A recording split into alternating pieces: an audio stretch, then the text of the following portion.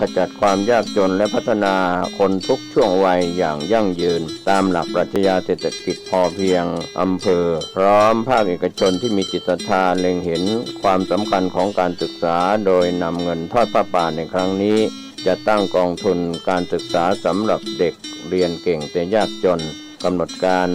วันจันทร์ที่ 18 กรกฎาคม 9 นาฬิกาถึง 12 นาฬิกาแต่งองค์ผ้าป่าสามัคคีณบริษัทเลิศวสินทร์ 2002 จำกัดอังคารที่ 19 กรกฎาคม 2565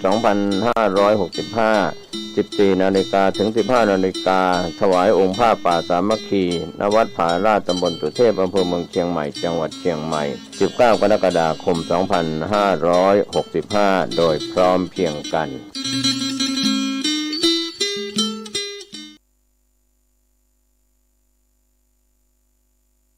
พุทธมามกะมีพระไว้ในดวงใจไม่มัวหลงไหลสิ่งใดท่านกำลังรับฟังสถานีวิทยุสาธารณะจังหวัดเชียงใหม่คลื่นพัฒนาคุณภาพชีวิต FM 92.25 เมกะเฮิรตซ์บริหารและจัดการโดยวัดป่าแดงมหาวิหารส่งกระจายเสียงจากเลขที่ 71 หมู่ที่ 14 บ้านใหม่หลังมอตำบลสุเทพอำเภอเมืองจังหวัดเชียงใหม่รหัสไปรษณีย์ 50200 หมายเลขโทรศัพท์ 0818815690 0520000636-7ข่าวสารเพื่อการประชาสัมพันธ์พิธีมหามงคลเริ่มต้นปฐมฤกษ์สร้างวัดใหม่เบิกฟ้าเปิดดินเพื่อถิ่นเหล่ามนทาสักการะเทวาบอกกล่าวแม่ธรณีพระภูมิเจ้าที่อารามแห่งใหม่นี้ตรงกับวันที่ 23 มิถุนายน พุทธศักราช 2565 เวลา 9:39 นาทีบ้านเราเป้าหมู่ที่ 3 ตำบลดอยหล่ออำเภอดอยหล่อจังหวัดเชียงใหม่กำหนดการ 22 มิถุนายน ตกแต่งดา 19 นาฬิกาทำวัดสวดมนต์เจริญพระพุทธมนต์ปฏิบัติสมาธิภาวนาสนทนาธรรมตามเวลา 23 มิถุนายน 7 นาฬิกาทำบุญตักบาตรทำบุญถวายทานขันข้าวให้บรรพบุรุษเทวาอารักษ์พระแม่ธรณีเวลา 8 นาฬิกา 39 นาทีก็มีพิธีบวงสรวงเบิกฟ้าเปิดดินสักการะสิ่งศักดิ์สิทธิ์เทวาอารักษ์หมู่ยักษ์กุมพันธ์เวลา 9 นาฬิกา 39 นาทีพิธีเจริญพุทธมนต์พระสงฆ์9 รูปปลูกต้นไม้ต้นมณฑาทอดผ้าป่าสร้างวัดใหม่ 11 นาฬิกาถวายภัตตาหารเพลแด่พระสงฆ์เป็นเสร็จพิธีขอเชิญท่านร่วมในพิธีมหามงคลปฐมฤกษ์สร้างวัดใหม่บ้านเราเป้าหมู่ที่ 3 ตำบลดอยหล่ออำเภอดอยหล่อจังหวัดเชียงใหม่ร่วมบุญร่วมกุศลนี้ตามวันเวลาดังกล่าวโดยพร้อมเพียงกันข่าวสารเพื่อการประชาสัมพันธ์ขอเชิญชวนผู้ใจบุญใจกุศลร่วมงานทำบุญประเพณีส่งน้ำพระธาตุใส่ขันดอก108ประจำปีณวัดวังสิงห์คำตำบลป่าแดดอำเภอเมืองเชียงใหม่จังหวัดเชียงใหม่จัดงานระหว่างวันที่ 26 27 และ 28 มิถุนายน พุทธศักราช 2565 ก็เป็นฝากจากพระครูวิจิตรศรีราภรณ์เจ้าวาดวัดวังสิงห์คำเจ้าคณะตำบลป่าแดดคณะศรัทธาวัดวังสิงห์คำทุกหลังคาเรือนเชิญท่านร่วมงานทำบุญประเพณีส่งน้ำพระธาตุใส่ขันดอก108ประจำปีณวัดวังสิงห์คำตำบลป่าแดดอำเภอเมืองเชียงใหม่จังหวัดเชียงใหม่โดยพร้อมเพียงกันข่าวสารเพื่อการประชาสัมพันธ์ขอเชิญชวนผู้ใจบุญใจกุศลร่วมทำบุญทอดผ้าป่าสามัคคีเพื่อจะตั้งกองทุนการศึกษาสำหรับเด็กเรียนเก่งแต่ยากจนณวัดผาลาดตำบลสุเทพอำเภอเมืองเชียงใหม่จังหวัดเชียงใหม่ในวันอังคารที่ 19 กรกฎาคม พุทธศักราช 2565 โดยทางคณะกรรมการบริหารศูนย์อำนวยการขจัดความยากจนและพัฒนาคนทุกช่วงวัยอย่างยั่งยืนตามหลักปรัชญาเศรษฐกิจพอเพียงอำเภอพร้อมภาคเอกชนที่มีจิตศรัทธาเล็งเห็นความสำคัญของการศึกษาโดยนำเงินทอดผ้าป่าในครั้งนี้จะตั้งกองทุนการศึกษาสำหรับเด็กเรียนเก่งแต่ยากจนกำหนดการวันจันทร์ที่ 18 กรกฎาคม 9 นาฬิกาถึง 12 นาฬิกาแต่งองค์ผ้าป่าสามัคคีณ ณบริษัทเลิศวสินทร์2002 จำกัด อังคารที่ 19 กรกฎาคม 2565 14 นาฬิกาถึง 15 นาฬิกาถวายองค์ผ้าป่าสามัคคี ณ วัดผาลาด ตำบลสุเทพ อำเภอเมืองเชียงใหม่ จังหวัดเชียงใหม่ 19 กรกฎาคม 2565 โดยพร้อมเพรียงกัน วันนี้ข่าวชาวบ้านผมกเกษตรเพชรสำริดบรรณาธิการข่าวก้าวหน้านิวกับการทำหน้าที่สื่อสารมวลชนของพี่น้องสื่อมวลชนทุกแขนงสาขาจากส่วนกลางแล้วก็ส่วนภูมิภาคข่าวภายในประเทศและข่าวจากต่างประเทศนะครับก่อนใน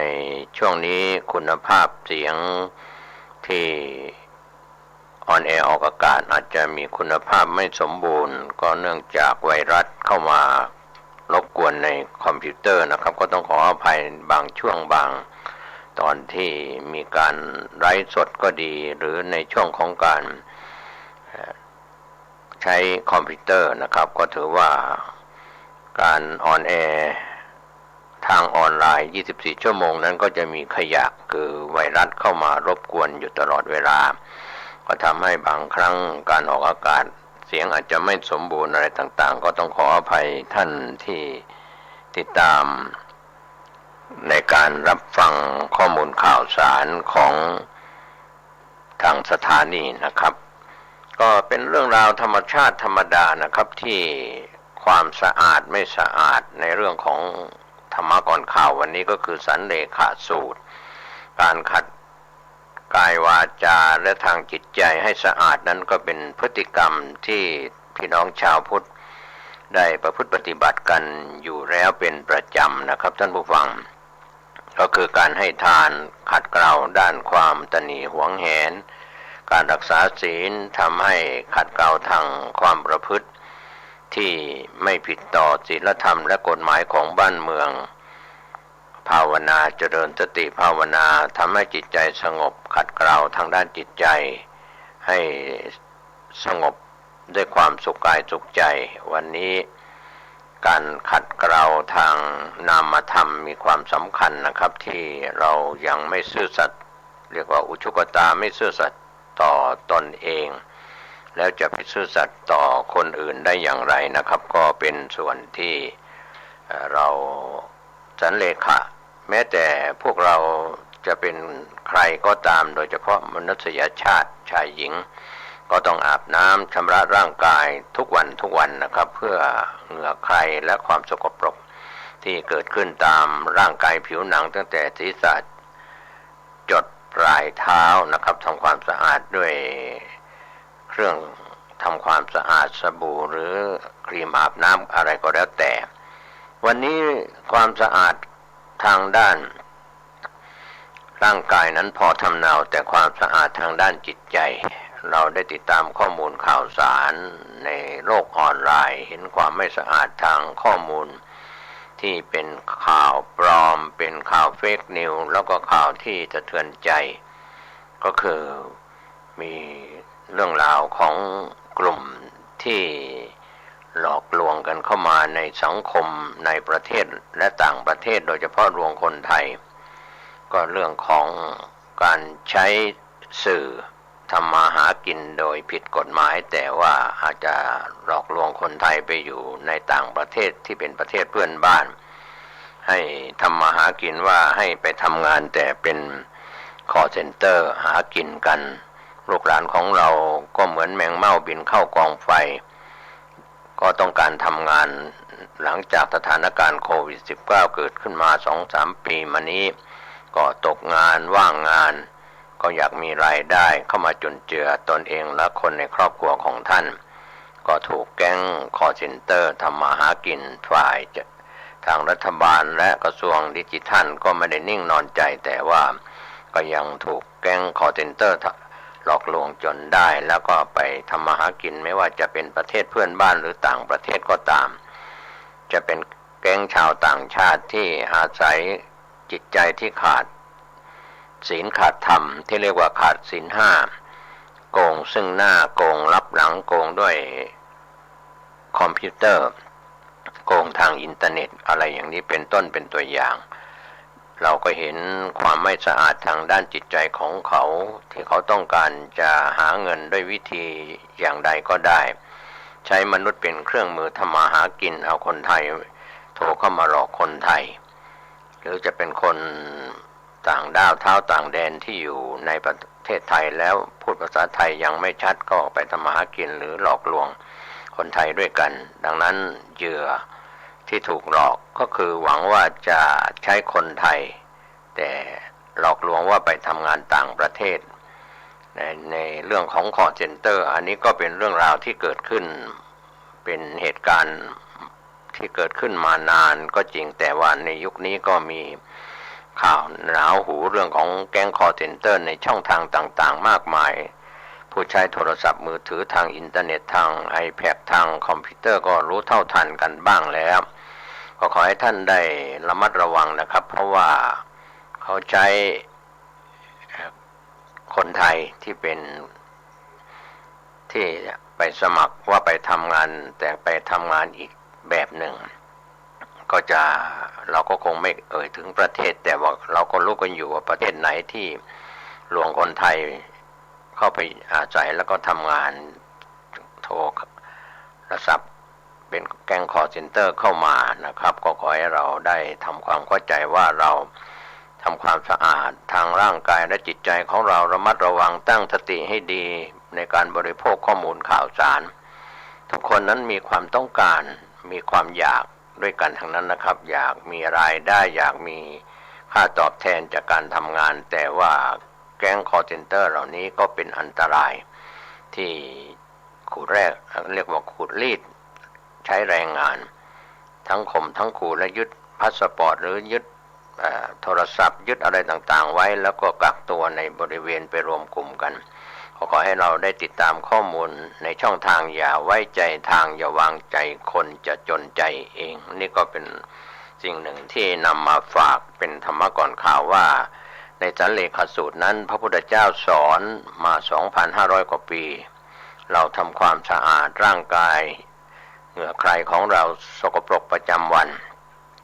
และทางภายในจิตใจก็คือต้องใช้ศีลเป็น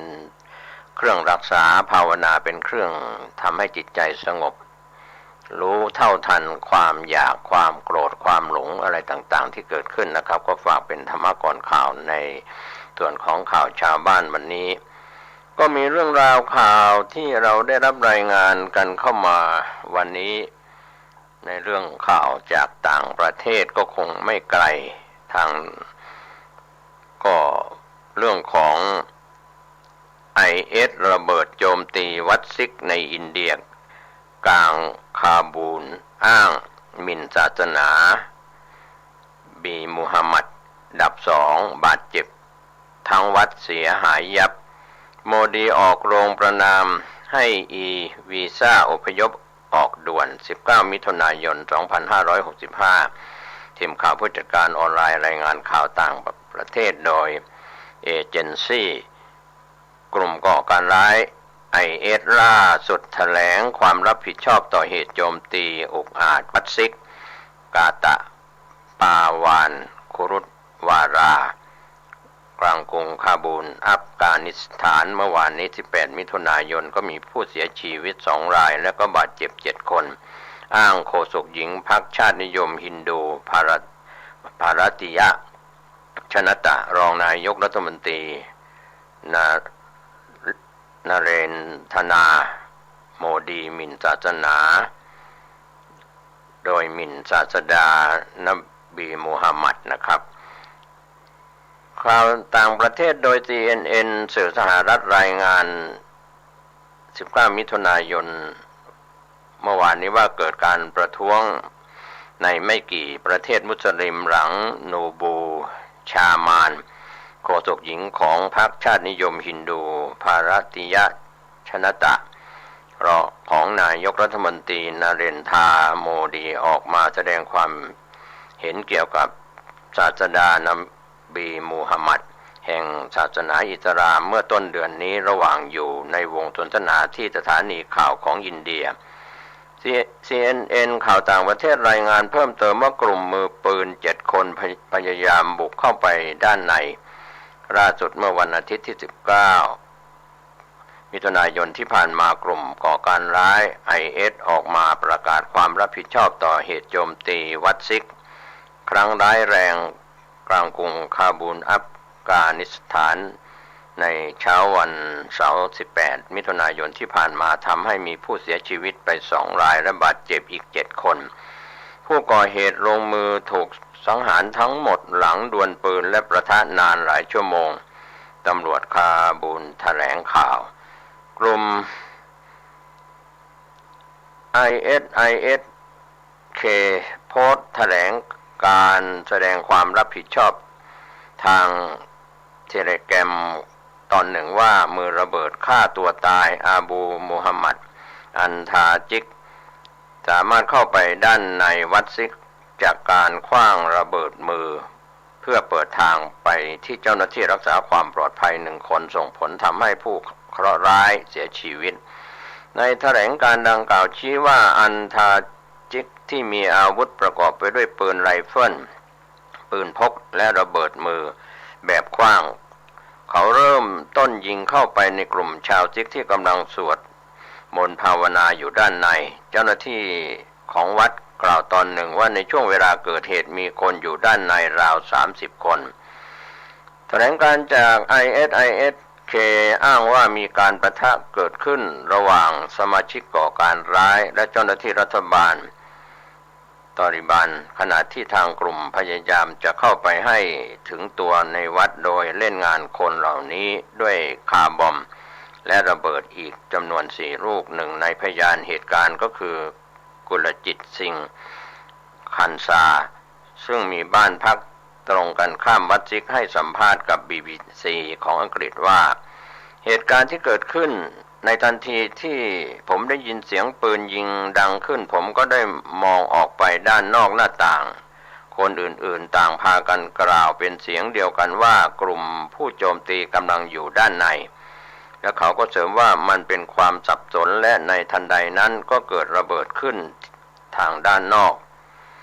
สื่ออังกฤษออกมาชี้เพิ่มเติมว่าระเบิดถูกซุกซ่อนอยู่ภายในรถคันหนึ่งที่จอดอยู่ใกล้จุดตรวจรักษาความปลอดภัยของกลุ่มตอริบันและได้เกิดระเบิดขึ้นสังหารผู้บัญชาการของหน่วยไป1 คนแรงระเบิดทำลายร้านค้าและบ้านเรือนบริเวณใกล้เคียงทั้งนี้ก็พบว่าการโจมตีเริ่มขึ้นราวครึ่งชั่วโมงก่อนเวลาทำพิธีด้านในตามปกติก็จะเริ่มขึ้นโดยคันซาแสดงความเห็นว่าหากว่าการโจมตีเกิดช้าอีกนิดคาดว่าจะมีจำนวนผู้เสียชีวิตมากขึ้นทางด้านนายกรัฐมนตรีอินเดียนเรนทราโมดีกล่าวในวันเสาร์ที่ 18 มิถุนายนที่ผ่านมาก็ออกมาประณามการโจมตีวัดซิกในอัฟกานิสถานว่าเป็นการกระทำที่ขี้ขลาดซีนิวสื่ออินเดียรายงานว่า1 ใน 2ของผู้เสียชีวิตเป็นชาวซิกโมดีกล่าวประณามผ่านทางทวิตเตอร์มีใจความตอนหนึ่งว่ารู้สึกตกใจต่อการโจมตีของกลุ่มก่อการร้ายที่ขี้ขลาดเกิดขึ้นที่วัดซิกกาตะปาวานโครุตวาราในกรุงคาบูลก็ขอประณามการโจมตีอย่างป่าเถื่อนและสวดภาวนาสำหรับความปลอดภัยและสมบัติภาพของเราผู้แสวงบุญล่าสุดเมื่อวันอาทิตย์ 19 มิถุนายนที่ผ่านมารัฐบาลนิวเดลีของโมดีสั่งอพยพชาวซิกและฮินดูออกมาจากอัฟกานิสถานอย่างเร่งรีบสื่อ Time of India รายงานว่าคืนวันเสาร์ที่ 18 มิถุนายนรัฐบาลนิวเดลีอนุมัติวีซ่าอิเล็กทรอนิกส์ให้กับชาวอัฟกันนับถือศาสนาซิกและฮินดูจำนวน100 คนและอยู่ในระหว่างกระบวนการอีก40 ราย Time of India รายงานว่าวัดซิกได้รับความเสียหายมากถึง 80% และการโจมตีส่งผลทำให้ชนกลุ่มน้อยชาวซิกและฮินดูเรียกร้องการช่วยเหลือทันทีหลังสถานการณ์ที่เกิดขึ้นนะครับก็เป็นข่าวจากต่างประเทศที่ทางทีมข่าวได้รายงานกันเข้ามาก็ขอให้ท่านได้ใช้วิจารณญาณในการรับข้อมูลข่าวสารก็ขอบคุณผู้จัดการออนไลน์รายงานข่าวภาพข่าวจากต่างประเทศกันเข้ามา ก็ทั้งภายในประเทศต่างประเทศก็ย่อมมีข่าวที่ร้อนแรงทางด้านศาสนาบ้างทางด้านการเมืองด้านต่างๆมากมายนะครับก็ขอให้เราได้ติดตามข้อมูลบริโภคสื่อสารด้วยความระมัดระวังและรอบด้านนะครับส่วนข่าวอื่นๆในบ้านเราก็มีข่าวที่น่าสนใจนะครับที่อาจจะมองไปทางด้านข่าวที่ทางทีมข่าวเราได้นำลิงก์ของหนังสือพิมพ์ออนไลน์ผ่านเว็บไซต์ www.9hnanews.com วันนี้ก็มีข่าวของ Daily News ออนไลน์มีข่าวที่น่าสนใจเริ่มสร้างแล้วหอดูดาวที่ทิเบตจีนหวังสำรวจจักรวาลไม่มีที่สิ้นสุดอันนี้ก็เป็นข่าวต่างประเทศเขตปกครองตนเองทิเบตทางตะวันตกเฉียงใต้ของจีนเริ่มก่อสร้างหอดูดาวที่ตั้งอยู่บนพื้นที่ที่สูงที่สุดในโลกแล้วหวังเปิดช่องทางสำหรับชาวจีนในการสำรวจจักรวาลแบบไม่มีที่สิ้นสุดผ่านดินแดนหลังคาโลกคาดอีก2 ปีจะเสร็จสมบูรณ์19 มิถุนายน 2565 ข่าวต่างประเทศได้รายงานกันเข้ามาว่าสื่อหลักของจีนรายงานว่าเขตปกครองตนเองทิเบตทางตะวันตกเฉียงใต้ของจีนเริ่มดำเนินการก่อสร้างหอดูดาวที่ตั้งอยู่บนพื้นที่สูงที่สุดในโลกแล้วโดยหวังว่าจะเปิดช่องทางสำหรับชาวจีนในการสำรวจจักรวาลแบบไม่มีที่สิ้นสุดผ่านดินแดนหลังคาโลกแห่งนี้ครับก็ถือว่าในส่วนนี้ก็คือเรื่องหอดูดาวตั้งอยู่ในกรุงลาซาเมืองหลวงของทิเบตที่ระดับความสูง 3,650 เมตรเหนือระดับน้ำทะเลครอบคลุมพื้นที่ 11,571.79 ตารางเมตรบนพื้นที่ปีกด้านตะวันออกของพิพิธภัณฑ์วิทยาศาสตร์แห่งชาติของทิเบตโครงการก่อสร้างกำหนดจะเสร็จสมบูรณ์ในปี 2567 หรืออีก2 ปีข้างหน้าจากการคาดหมายว่าหอดูดาวแห่งนี้จะเปิดรับนักท่องเที่ยวเข้าไปชมได้กว่าปีละ 100,000 คนหอดูดาวแห่งนี้ยังมีกล้องโทรทัศน์ที่ใหญ่ที่สุดในภูมิภาคแห่งนี้ด้วยขนาดเลนเส้นผ่าศูนย์กลางถึง1 เมตรอีกทั้งยังจะกลายเป็นฐานการค้นคว้าวิจัยด้านดาราศาสตร์และการศึกษาด้านวิทยาศาสตร์แห่งสำคัญของภูมิภาคนี้ด้วยฉายาดินแดนหลังคาโลกสืบเนื่องจากตั้งอยู่จุดที่สูงถึง 4,000 เมตรเหนือระดับน้ำทะเลทำให้ทิเบตมีท้องฟ้าที่แจ่มใสเหมาะแก่การสังเกตการณ์ด้านดาราศาสตร์เป็นอย่างดีครับก็เป็นข้อมูลข่าวทาง Daily News ออนไลน์ได้รายงานข่าวต่างประเทศของทิเบตเรื่องของสื่อจีนได้ออกมาว่าเขตปกครองตนเองทิเบตทางตะวันตกเฉียงใต้ของจีนเริ่มดำเนินการก่อสร้างหอดูดาวแล้วนะครับอีก2 ปีก็จะแล้วเสร็จนะครับก็คงจะมีข่าวคืบหน้ามารายงานให้ท่านได้รับรู้รับทราบอันนี้ก็เป็นความเจริญก้าวหน้าของต่างประเทศคือทิเบตนั้นอยู่ในเขตปกครองของจีนแผ่นดินใหญ่ไปแล้วข่าวทางแวดวงการศึกษาของไทยกันบ้างนะครับที่ทางทีมข่าวได้รับรายงานกันเข้ามานะครับว่าประภัสชูนิดาโพลหนุนกัญชาพ้นยาเสพติดขอคนค้านเปิดใจอาจารย์ออสเปิดมูลค่า 200,000 กว่าล้านบาท19 มิถุนายน 2565ประธานสภาเกษตรมองผลนิดาโพลคนหนุนปลดล็อกกัญชาออกจากยาเสพติดฝากคนที่คัดค้านต้องเปิดใจกว้างด้านกัญชามีประโยชน์ทั้งรักษาและสร้างรายได้โดยเฉพาะอาจารย์ออสได้เปิดมูลค่ากัญชาไทยเฉพาะน้ำดื่มและเครื่องสำอาง 200,000 กว่าล้านบาท19 มิถุนายนที่ผ่านมานายประภัสปัญญาชาติรักคณะกรรมการสื่อสารและประชาสัมพันธ์การใช้กัญชาอย่างเข้าใจก ระทรวงสาธารณสุขประธานสภาเกษตรกรแห่งชาติกล่าวถึงกรณีนิดาโพลสถาบันบัณฑิตพัฒนาบริหารศาสตร์ได้ออกมาชี้แจงผลสำรวจของประชาชนเรื่องการปลดล็อกกัญชาออกจากบัญชียาเสพติดโดยประชาชนร้อยละ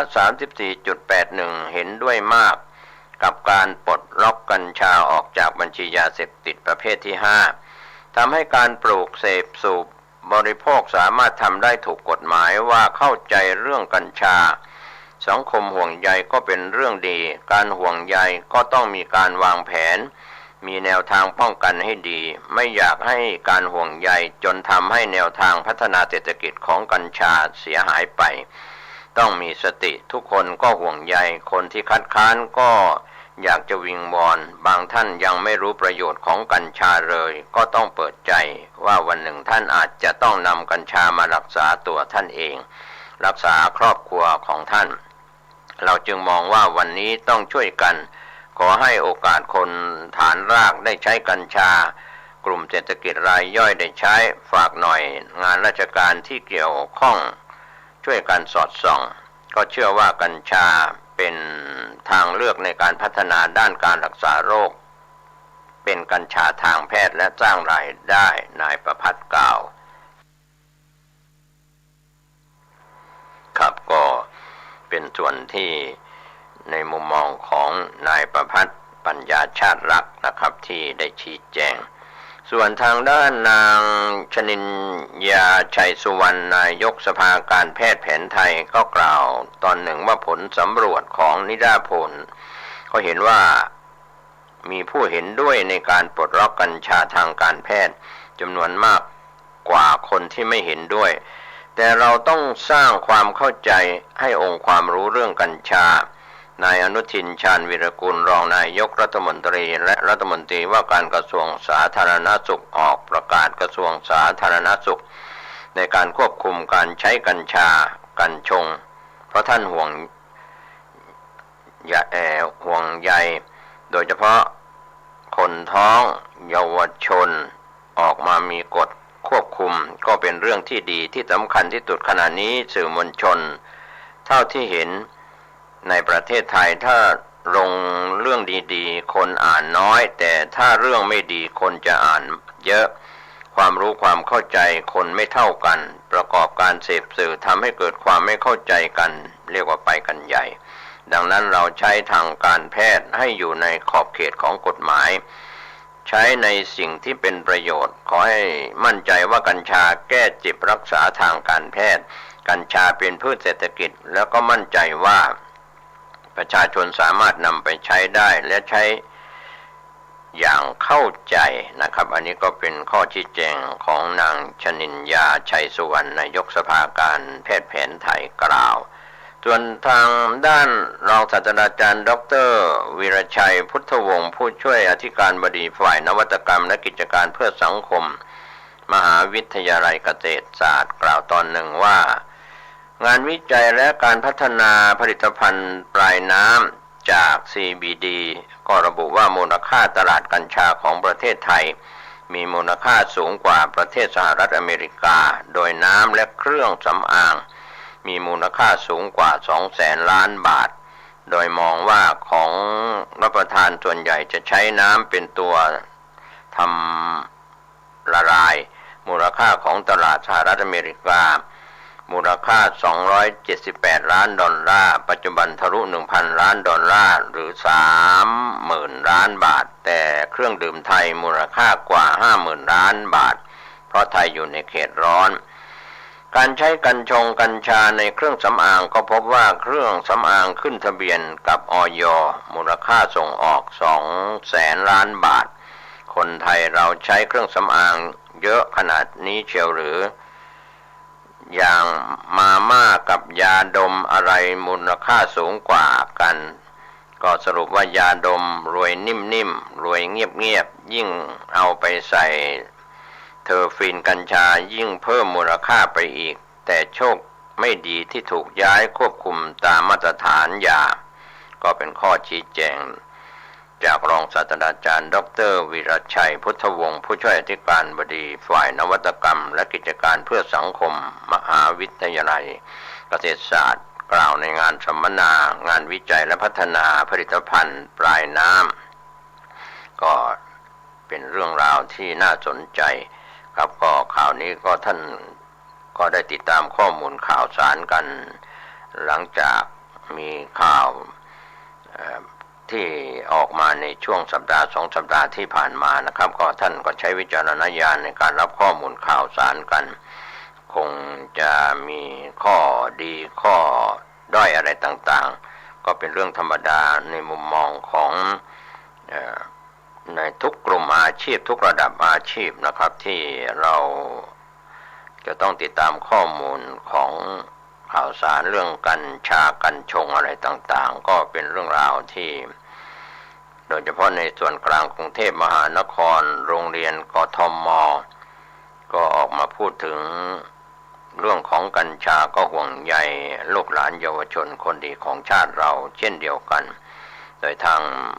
มติชนออนไลน์ได้รายงานข่าวจากส่วนกลางกรุงเทพมหานครว่าโรงเรียนกทม.ขึ้นป้ายพื้นที่ปลอดกัญชากัญชง19 มิถุนายนที่ผ่านมาผู้สื่อข่าวได้รายงานจากกรุงเทพมหานครโดยนายชัชชาติสิทธิพันธ์ผู้ว่าราชการกรุงเทพมหานครได้ออกประกาศ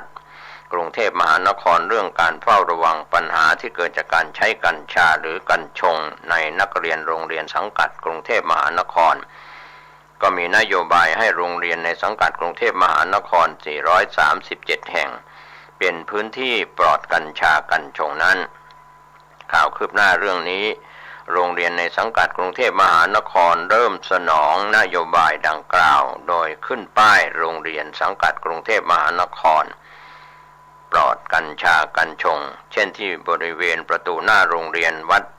พญาสิริไอยสวรรค์พระราม8เขตบางพลัดเริ่มทำป้ายติดป้ายไวนิลที่มีข้อความโรงเรียนสังกัดกรุงเทพมหานครปลอดกัญชากัญชงนะครับก็เป็นเรื่องราวในส่วนกลางกรุงเทพมหานครของโรงเรียนผู้ว่ากทม.คนปัจจุบันก็มีนโยบายออกมาในเรื่องของกัญชากัญชงในสถานศึกษากันแล้วก็ในต่างจังหวัดจะเป็นเช่นไร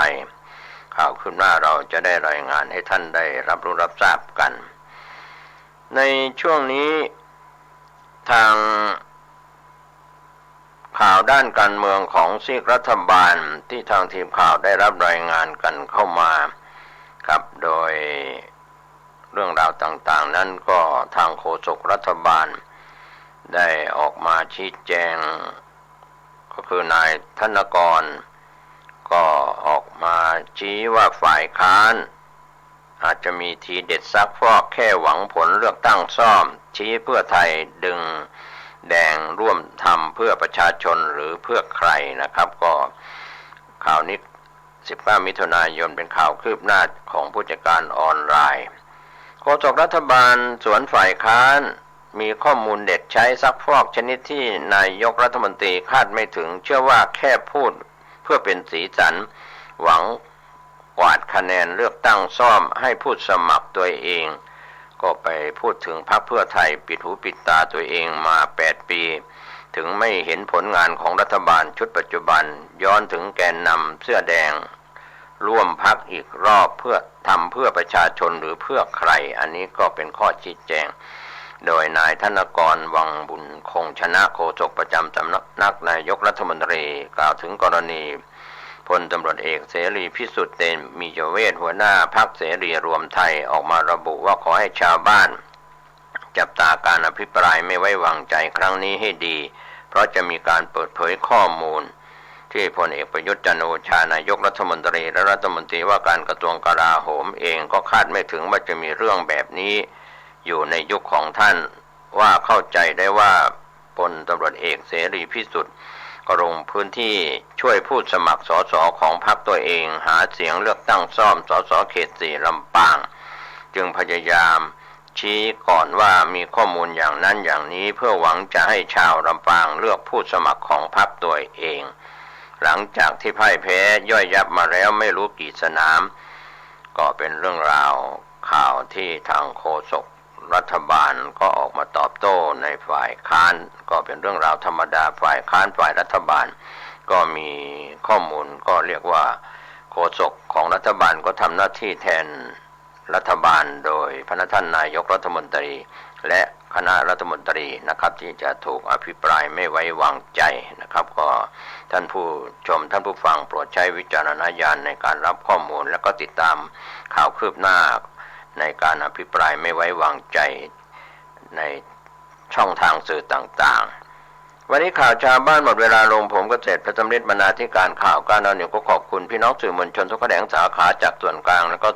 ส่วนภูมิภาคข่าวภายในประเทศและข่าวจากต่างประเทศก็คือขอบคุณสื่อไทยสื่อเทศนั่นแหละครับที่ท่านทำหน้าที่เป็นกระจกเงาของสังคมโลกสังคมแต่ละประเทศสังคมที่มีอยู่ทุกระดับนั้นติดตามข้อมูลข่าวสารได้ขอให้ท่านบริโภคสื่อ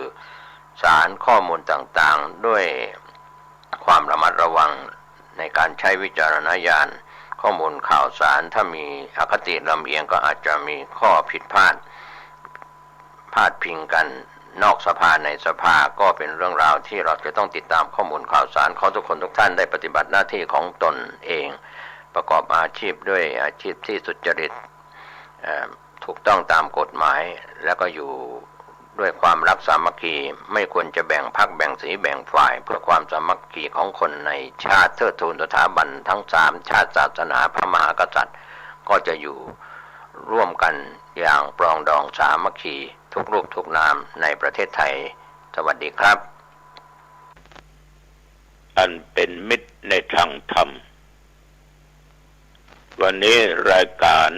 ปกิณกะแห่งธรรมะสพเพเหระก็มาพบมาปะกับญาติกับโยมอีกเช่นเคยตัวเจ้าวัดหนองตองมาปะญาติโยมเป็นประจำทุกวันในวันเวลาเดียวกันนี้และก็ทางสถานีวิทยุแห่งนี้ต้องขอบใจต่อคุณโยมเจ้าหน้าที่ทุกท่านทุกคนที่อำนวยความสะดวกในการนำธรรมะมาเผยแผ่ขอบใจนักขอบใจหลายๆต้องขอบใจต่อท่านผู้ฟังเป็นต้นว่าคุณอภิชาติรื่นนรีนาถพร้อมกับลูกสาวเป็นแฟนรายการธรรมะก็อยู่ในเมืองเชียงใหม่แต่ว่านี่ก็เปิ่นไปตานขันเข้าทำบุญวันเกิดหรือป่อชนิดแม่สีพารื่นนรีนาถนะอยู่ในเมืองตะปูนที่เชียงใหม่ต้องขออนุโมทนาเป็นอย่างมากต่อไปนี้เจริญพรญาติโยมทุกคนเอามาไหว้พระสวดมนต์ไหว้บรมครูของเขาไหว้พระพุทธเจ้าซึ่งเป็นเจ้าของแห่งพุทธศาสนานี้ตามที่เขาได้ปฏิบัติมาเอาว่าพร้อมกันไปนะอะระหังสัมมาสัมพุทโธภควาพุทธังภวันตังอภิวาเทมิกราบพระพุทธสวากขาโตภควตาธัมโมธัมมังนัมมัสสามิกราบพระธรรมสุปฏิปันโนภควโตสาวกสังโฆสังฆ คังนะมามิกราบพระสงฆ์ต่อไปกล่าวคำนมัสการพร้อมๆกันเด้อนะโมตัสสะภะคะวะโตอะระหะโตสัมมาสัมพุทธัสสะนะโมตัสสะภะคะวะโตอะระหะโตสัมมาสัมพุทธัสสะนะโมตัสสะภะคะวะโตอะระหะโตสัมมาสัมพุทธัสสะพุทธังสารนังคัจฉามิธัมมังสารนังคัจฉามิสังฆังสารนังคัจฉามิทุติยัมปิพุทธังสาร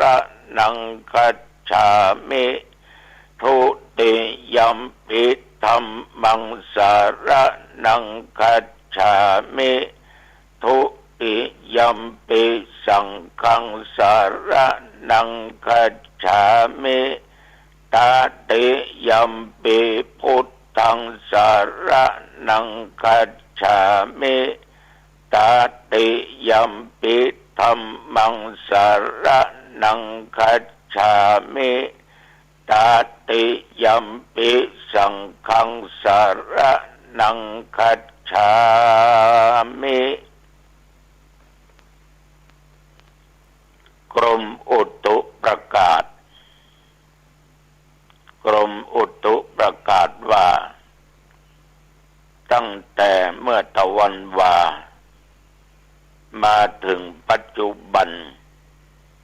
ตี 5นี้หนองตองไม่มีฝนตกแม้แต่หยดเดียวเม็ดเดียวอากาศไม่แปรปรวนตามธรรมชาติตามธรรมดาญาติโยมท่านผู้ฟังทั้งหลายก็ต้องขอบใจต่อโยมปรีชานะกันธราชพร้อมด้วยโยมภัทรพันธ์กันธราชอันนี้ก็ได้มาทำบุญตลอดจนคุณโยมแม่อุ้ยอุ่นเฮือนชัยนดินบ้านลงงัวสันปะตองเป็นแฟนรายการธรรมะนะแม่อุ้ยเนี่ยอายุ84แล้วฟังตัวเจ้าถึงวันไอ้ล่ะทุกเวลาต้องขอบใจเป็นอย่างมากพี่น้องศรัทธาญาติโยมท่านผู้ฟังตะวันนี้ก็ได้ออกไปดูสถานที่ศึกษาธรรมปฏิบัติธรรมกำลังวางผังในการที่จะสร้างศาลาประดิษฐานพระพุทธรูปทั้งพระประจำวันเกิดก็มีญาติโยมบัญจะเอาพุทธรูปมาถวายก็จะเป็นต้องสร้างแต่ว่าโครงสร้างจะไปถึงไหนนั้นก็สุดแล้วแต่ตามบุญตามกรรมตามกำลังแห่งศรัทธาที่จะช่วยกันพร้อมกันนั้นตะวันนี้ก็ได้ฮือตุเจ้าพระเนนนั้นลากเอาต้นไม้ในป่าช้าของบ้านหนองตองซึ่งก็เป็นต้นไม้สักที่เขาตัดเขาฟันกันละทิ้งไว้ไปดูแล้วก็ใช้ประโยชน์ได้นักอยู่ยาว3 เมตร2 เมตรครึ่งก็จะนำเอาไปแปลงเสาศาลาหลังที่จะสร้าง ถึงว่าลำต้นจะบ่เท่าเดียวกันใหญ่น้อยใหญ่พ่องน้อยพ่องก็ยังดีเพราะในปัจจุบันเนี้ยญาติโยมทุกสิ่งทุกอย่างที่เป็นของใจมันขึ้นราคาหมดละนะมันแปลงขึ้นมาบางอย่างนี่แปลงมาเท่าตัวบางอย่างก็ขึ้นไปตั้ง1%เล็กลายังก็ขึ้นทุกสิ่งทุกอย่างนะก็สิ่งใดใจได้ก็ใจไปอย่างใดก็ตามญาติโยมท่านผู้ฟังในยุคปัจจุบันดังที่กล่าวแต่มาสังเกตดูเวลาไปรับไตรทานก็ดีไปเทศก็ดี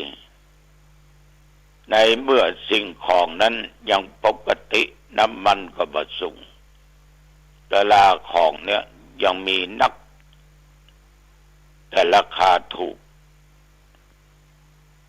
พอไตรทานนั้นน่ะน้ำมันพืชนิยมทานกันปลากระป๋องนิยมทานกันน้ำปลาก็อย่างนี้นะบัดเดี๋ยวนี้หายแซ่บแล้วนะ ถามว่าน้ำมันพืชนี่เป็นใยเปิ้นบาทานขึ้นไปแล้วก็เต้าตัวลุงจาก30-40ขึ้นไป70ปลายเอายี่ห้อมันบ้าแม้แต่น้ำปลาก็เช่นเดียวกันก็ขึ้นเมื่อเนี่ยญาติโยมเอาก็สังเกตได้ตอนนี้อย่างใดก็ตามก็ต้องขอบใจต่อญาติต่อโยมทุกท่านทุกคนยังกินยังทานกันอยู่ยังทำบุญสุนทานกันอยู่ช่วยกันบำรุงพุทธศาสนาสงเคราะห์พระสงฆ์องค์เด่นที่อยู่วัดอยู่วาอยู่ก็หมดห่วงไปเพราะว่าญาติโยมท่านทั้งหลายนั้นยังเป็นคนใจบุญอยู่นะเป็นคนใจบุญชีวิตของคนเราเนี่ยญาติโยมมันจะโจรไปตลอดมันก็ย่อมเป็นไปบ่ได้เอาก็จะต้องปรับตัวของเราให้ทันต่อเหตุการณ์ทันต่อยุคต่อสมัยมันเหมือนยุคเนี่ยกันเนาะไปที่ไหนก็หันคนมีโทรศัพท์มือถือเนี่ยบางคนถุงซ้ายก็มีถุงขวาก็มีราคาตั้งแต่เป็นพันไปเป็นหมื่นหลายหมื่นบาทมันก็เป็นสิ่งจำเป็นที่ต้องเอาใจในธุรกิจในการเดินทางในการบอกกล่าวในการเอื้อนกล่าวหาคนนั้นหาคนนี้แม้แต่ค้าของก็ยังใจทางออนไลน์เนาะประชุมกันก็ออนไลน์อู้กันตัวเจ้าก็เช่นเดียวกันปัจจัยญาติโยมทั้งหลายมันเป็นยุคสมัยของมันเอามาพอละอ่อนตัวน้อยอายุขวบ2 ขวบ3 ขวบละเล่นโทรศัพท์อะไรเก่งเด้อตู้เจ้าวัดหนองตองกันละอ่อนบางคนเอานี่ลายก็บ่จ้างหยังก็เป็นเนี่ยก็ต้องเอาตามธรรมดาแต่อย่างใดก็ตามญาติโยมอาตมะเป็นตู้เจ้ามันก็ลำบากถ้าพลาดท่าไปก็เป็นเรื่องฉะนั้นก็เล่นใจเต้าที่ใจใดที่เป็นประโยชน์ชนะเท่านั้นเองอย่างใดก็ตามมันต้องปรับตัวมันเป็นยุคเป็นสมัยของมันแต่ทุกอย่างคนเฮาเนี่ยบ่เหลือความพยายามไปที่ไหนได้แม้แต่ในครั้งพุทธกาลก่อนพุทธกาลญาติโยมมีเมืองหนึ่งชื่อว่าเมืองปาลาณสีเมืองนี้มีเศรษฐีมีเศรษฐีคนหนึ่งฉลาดมากเก่งสามารถรู้ฤกษ์ ดูเดือนดูดาวอย่างได้ฤกษ์หลังฤกษ์บนแม้แต่นิมิตหรือกำปั่นสามารถเอามาทายทักได้วันหนึ่งเศรษฐีคนเนี้ยก็ได้ไปเฝ้าพระเจ้าแผ่นดินก็เอาคนใจไปตัวระหว่างที่เตียวไปนั่นญาติโยมไปปะเสหนูเนาะหนูตัวนี้ก็นอนตายที่ข้างถนนเศรษฐีมันเก่งอยู่แล้วจึงตรวจดูฤกษ์ล่างฤกษ์บนแล้วก็หันมาบอกกับคนใจว่าหนูตัวเนี้ยเธอจงเอาไปขายเมื่อเธอขายได้แล้วได้สตังค์เท่าใดก็ตามบ่าวจ๋าบ่นานเธอจะได้เป็นเศรษฐีคนใจของเศรษฐีก็เอ๊ะใจหนูตัวเดียวนี่จะเป็นเศรษฐีได้จะได้แต่แกก็บะเหลือกรรมของเศรษฐีผู้เป็นนายญาติโยมนำหนูตัวนั้นไปขายโยมว่าไปขายให้ไผเอาลองเดาในใจลองไปขายให้คนที่เลี้ยงแมวก็ได้เงินมันน้อยเดียวนะเท่ากับเงิน1 ไผ่แล้วก็ใจเงินที่ขายหนูนั่นน่ะเพียงน้อยเดียวนะญาติโยมเอามาเป็นต้นทุนในการค้าขายต่อไปวันหนึ่งก็เอาไปซื้อน้ำอ้อยได้น้ำอ้อยมาก็เอาแจกเอาจ่ายกับคนที่มันเก็บดอกไม้ในสวนหลวงที่ไปถวายพระเจ้าแผ่นดินในเวลาที่หมู่ที่เก็บดอกไม้นะเขากลับจากการไปเก็บดอกไม้ในตอนเย็นก็ได้เอาน้ำอ้อยนะญาติโยมแจกให้เขาแล้วก็อีกอย่างหนึ่งเมื่อหมู่ที่เก็บดอกไม้นะญาติโยมทั้งหลายเขาได้รับน้ำอ้อยเขาก็ตอบแทนโดยสตังค์พอได้สตังค์มาอีกน้อยหนึ่งต่อมาญาติโยมเกิดลมใหญ่ขึ้นปัดเอาต้นไม้ในสวนอุทยานล้มลงละเนระนาดเป็นอันนักชายคนนี้ญาติโยมท่านผู้ฟังได้รับอนุญาตจากคนดูแลสวนไปขนต้นไม้มาทำฟืนเขาก็ไปซื้อน้ำอ้อยแจกละอ่อนทั้งหลายที่เลี้ยงงัวอยู่เป็นร้อยคนแล้วก็ขอให้ละอ่อนเหล่านั้นช่วยกันขนฟืนจากสวนอุทยานสวนหลวงไปไว้นอกขอกบ้านขอกจองแล้วก็ปากันเอาไม้เหล่านั้นไปขายให้จ้างหม้อที่เปิ้นปั้นหม้อเพื่อจะใช้เผาหม้อจ้างหม้อก็รับซื้อได้หมดญาติโยมรับซื้อไม้จากชายคนนี้ทีนี้ญาติโยมหูก็ความพยายามอยู่ที่ไหนความสำเร็จเกิดที่หั่นต่อมาเขาก็หูข่าวว่าจะมีพ่อกามาพ่อกาจะมาขายม้าที่เมืองนั้นเขาก็ไปกว้านซื้อหญ้าเอาไว้ขายให้กับพ่อกามา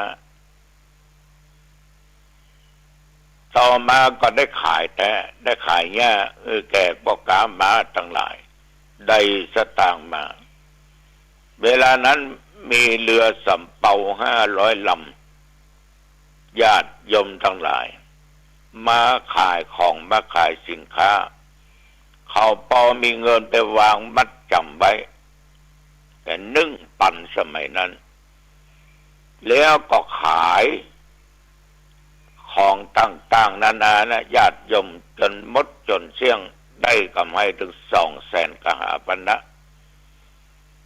แต่ว่าพ่อชายคนนี้มีความกตัญญูกตเวทิตามากบ่ลืมด้านเศรษฐีแบ่งปันเงินเนี่ย100,000 กหาปณะไปตอบแทนบุญคุณของเศรษฐีผู้เป็นนายเมื่อเศรษฐีที่เป็นนายของเขาได้รับเรื่องก็ดีอกดีใจว่าโอ้มานพคนเนี่ยเป็นคนดีแท้ๆเป็นคนมีความกตัญญูจักคุณผู้ที่มีพระคุณทดแทนพระคุณในเขาก็มีลูกสาวแล้วยกมันเนี่ยดีกว่า ยกลูกสาวเป็นภรรยาก็ออกไม่ออกต่อมาก็ได้เป็นเศรษฐีแทนพ่อเมียของตัวเองเนี่ยเอาจะหันได้ว่าคนได้มีความขยันบัดท้อแท้แม้แต่หนูตัวเดียวบ่ได้จนได้เป็นเศรษฐีเหมือนกับญาติกับโยมที่นั่งฟังเนี่ยหลายท่านหลายคนต้นทุนมีน้อยแต่มีความพยายามซื้อนั้นซื้อนี้ซื้อจากกาดนั้นไปขายกาดนี้มันมีไม่ออกคนหนึ่งมันเล่าให้ฟังถ้ามาถามเปิ้นอีกเด้อว่าถึงวันค้าขายอย่างพ่องยมไปยักการที่ไหนโอ้ข้าเจ้านี่ตุลุงกินข้าวงายเรียบร้อยกินข้าวงายเจ้าเนอ7 โมงเจ้าข้าเจ้าก็ไปละไปกาดหนองดอกไปอย่างไปซื้อมันแก้วไปซื้อผลไม้ไปซื้อมันต่างๆที่เพิ่นเอามาลงขายกันโหแล้วก็เอามาปิกมาบ้านอยู่นี้เจ้าบอกเอามาก็เอาไปขายในกาดหนองดอกนะก็มีคนรับช่วงไปแถมซื้อจากเหนือขอโทษซื้อตั้งใต้ไปขายตั้งเหนือ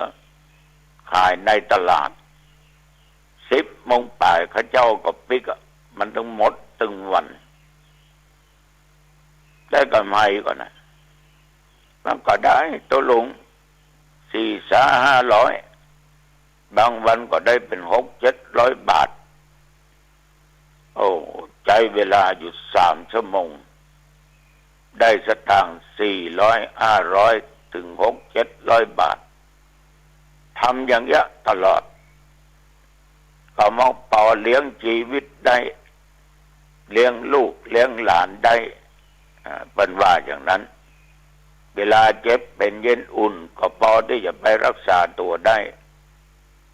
วันนั้นเป็นเอามันเกี่ยวมาตานหรอกเป็นซื้อมันเกี่ยวแล้วเอามันเกี่ยวไปขายซื้อใต้ไปขายเหนือนั่นเนาะเนี่ยมันก็แล้วแต่ความพลิกแพลงของคนแต่ถ้าโรคมากในลาภจะหายเนอะบางคนในญาติโยมโลภมากมีพ่อค้าก๋วยเตี๋ยวคนหนึ่งเปิดร้านขายก๋วยเตี๋ยวซื้อโต๊ะซื้อเก้าอี้โต๊ะจะเป็น10 อุ่นเก้าอี้40 ตัวเปิดใหม่ๆขึ้นป้ายละเอาตู้เจ้าด้วยไหนมาเจิมนะแต่รับรองไม่ใช่หนองตองก็แล้วกันใหม่ๆเนี่ยคนเข้าร้านหรอกป่าจมน้ำใหม่หรอกของมันใหม่คนมาเขาลองจิ้มมันเนาะมันก็ไปกินกันญาติโยมมาถึงเดือนนะมันก็ห่างไปแต่มาเคยถามเขาว่าร้านนั้นเขามาขายก๋วยเตี๋ยวล้ำก่อนไม่ล้ำกับท่านประเดี๋ยวเนาะประเดี๋ยวจางแพะจางแผ่นโหเป็นอย่างนั้นเนาะเป็นว่ามันซื้อน้ำก๋วยเตี๋ยวมาญาติโยมท่านผู้ฟังต่อมาด้วยความโลภมันก็มาผสมน้ำครึ่งต่อครึ่งรสชาติดั้งเดิมมันก็เปลี่ยนคนที่เคยกินเคยอย่างเนี้ยมันก็รู้รสชาติมันก็เลยถอยไปกินได้เดือนป่ายเจ๊งก็จะเฮงนะเจ๊ง เพราะความโลภมากลาภก็จะหายคนเฮานี่สรุปแล้วถ้ามีความพยายามนะญาติโยมมีความพยายามนี่นะมันก็ถึงเสร็จได้ทุกสิ่งทุกอย่างเหมือนป้าออกแม่ออกญาติโยมที่ฟังอยู่เนี่ยนะฉะนั้นคนที่มีปัญญาลักแหลมเฉลียวฉลาดมีสติย่อมตั้งตัวได้โดยทรัพย์เพียงแต่เล็กๆน้อยๆเปรียบเสมือนคนที่ก่อไฟจากไม้ขีดก้านเดียวเนี่ยเป็นไฟกองใหญ่ได้ฉะนั้นญาติโยมขอฝากไว้เป็นข้อคิดสะกิดใจตัวเนอะเอาละวันนี้จะไปมาเวลาพอสมควรอายุวันโนสุขังพลังพบกันใหม่โอกาสหน้าเจริญพร